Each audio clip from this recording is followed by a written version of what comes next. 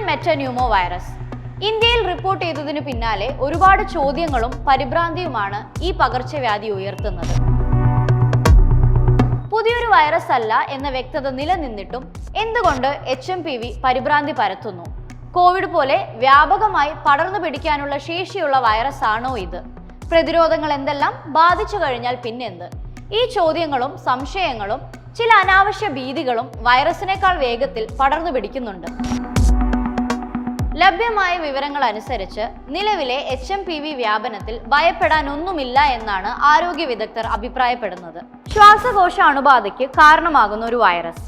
ന്യൂമോവിരിഡെ ഗണത്തിൽപ്പെട്ട ഈ വൈറസ് 2001 നെതർലാൻഡ്സിലാണ് ആദ്യമായി തിരിച്ചറിയുന്നത്.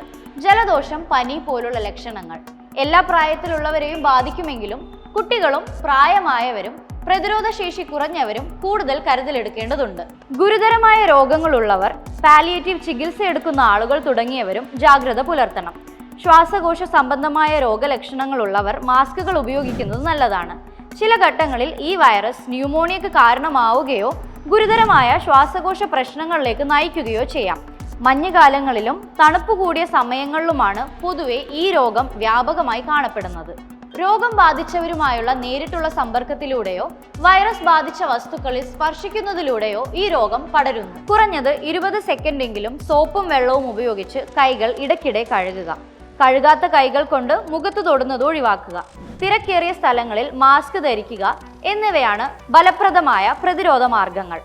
നിലവിൽ ഹ്യൂമൻ മെറ്റന്യൂമോ വൈറസിന് ചികിത്സയോ വാക്സിനുകളോ ലഭ്യമല്ല.